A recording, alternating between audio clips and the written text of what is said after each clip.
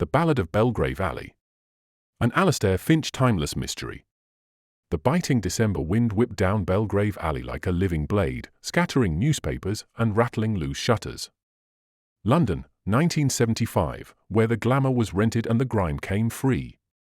Detective Inspector Alistair Finch pulled his coat tighter as he stepped deeper into the alley, breath fogging the air. Everything smelled of rot, petrol, and forgotten dreams. Silas the sax Belgrave lay spread on the cobblestones among dented rubbish bins, a street lamp flickering above him like a dying star.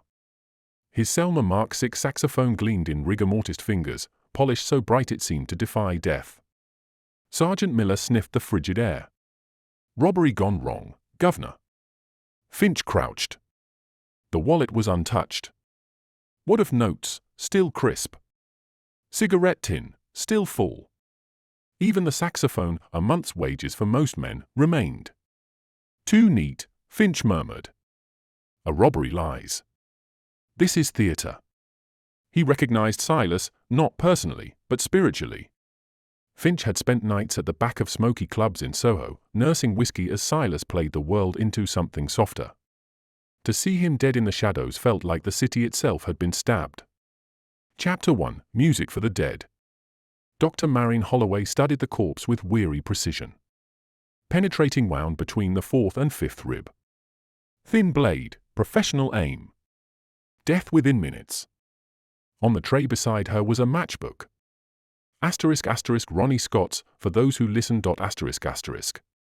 Inside, a pencil-scrawled sequence, ***7-3-2. Marin raised an eyebrow. Might mean nothing. In my line of work, Finch replied, numbers always mean something. She touched his arm, quick, genuine, gone in a moment. Be careful. People kill for secrets. But they butcher for fear.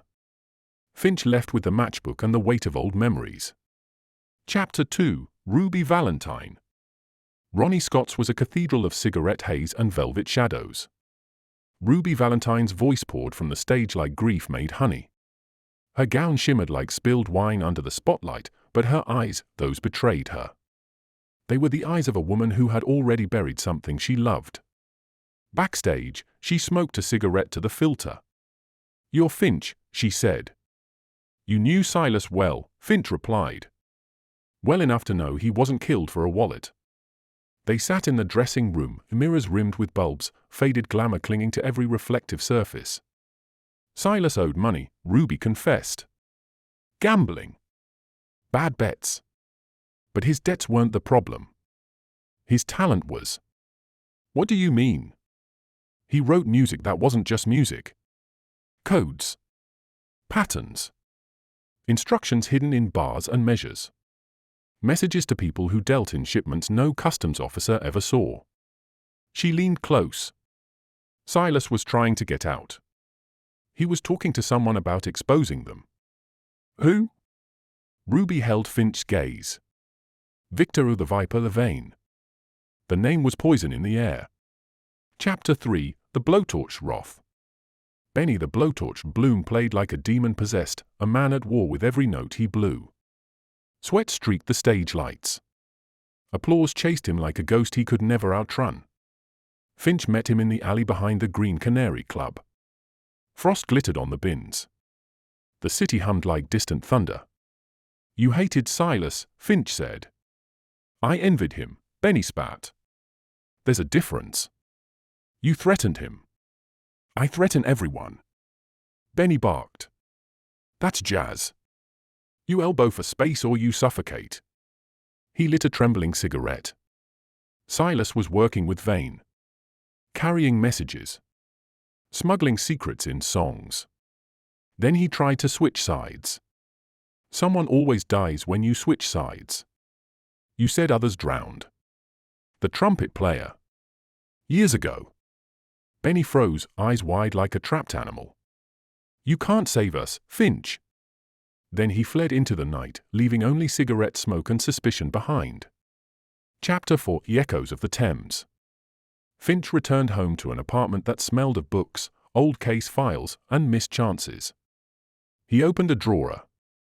Inside was a file from 7 years ago, a trumpet player found floating in the Thames. Same scene.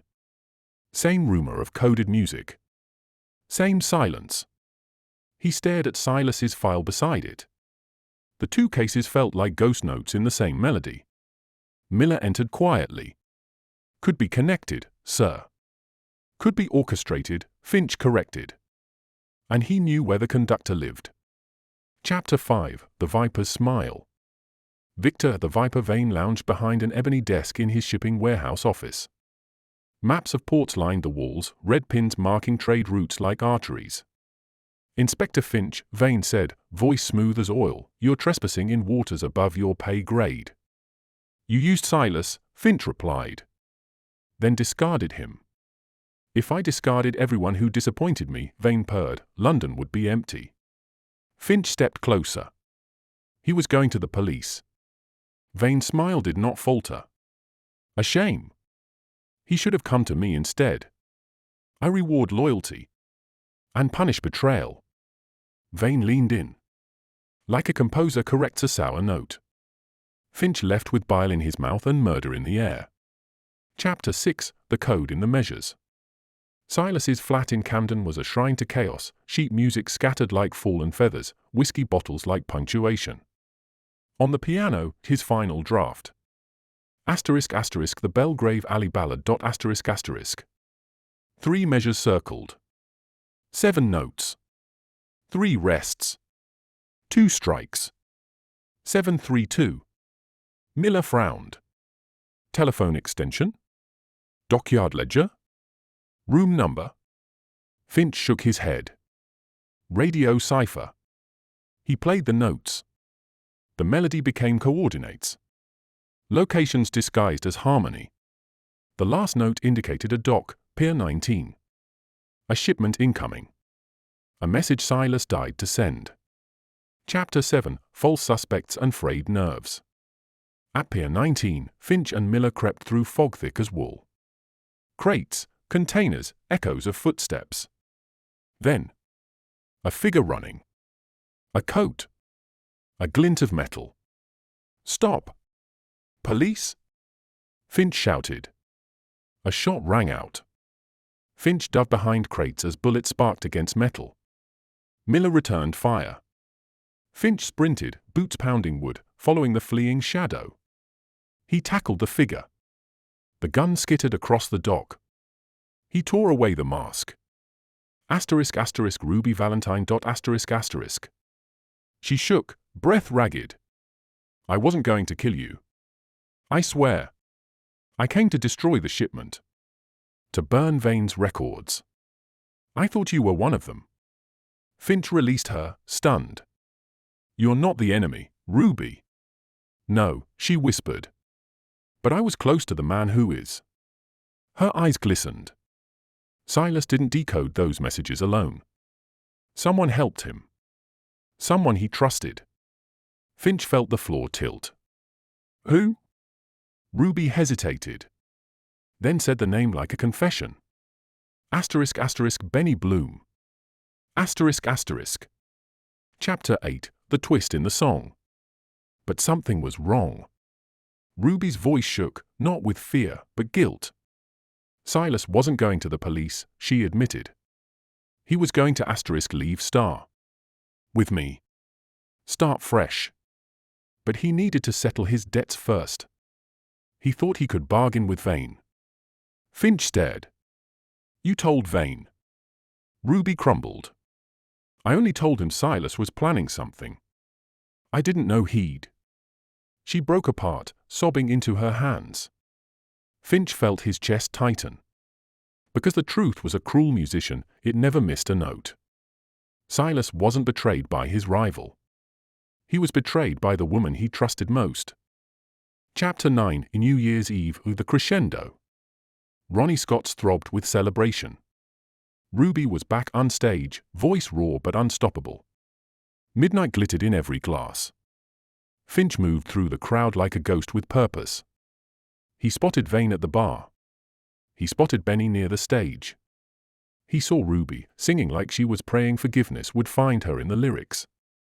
Finch drew a breath. The final chord was ready. He approached Benny. "It's over. You killed him." Benny shook. "Yes. But I wasn't the only blade in the alley." Finch turned to Ruby. Her song ended. Silence fell. Tears carved lines down her cheeks. "I didn't stab him," she whispered. "But I put the knife in the right hands." "You created the motive," Finch said. "You lit the fuse." "And Benny burned," she murmured. Vane rose, signaling his men. But police swarmed the club. Miller had called backup. Vane's empire collapsed in seconds, shouts and boots and the clatter of handcuffs like chains in a dungeon. Benny screamed as they dragged him away. Ruby didn't resist. Vane hissed curses that sounded almost like prayers. Finch stood alone as the clock struck midnight. The world cheered. Finch did not. Epilogue, the last verse. Vane got 20 years. Benny got life. Ruby got judged by a jury and by her own heart, both condemned her. Silas Belgrave was buried with his saxophone, polished and perfect. Finch attended alone. Some nights, Finch walks Belgrave Alley and swears he hears it. A saxophone, faint as memory, threading through the wind. A warning. A lament. A question. Asterisk, who conducts the music of men who kill? Asterisk. Finch doesn't know. Not yet. But one day, another body will fall, another melody will surface, and London will sing its darkness again. And Finch will be listening.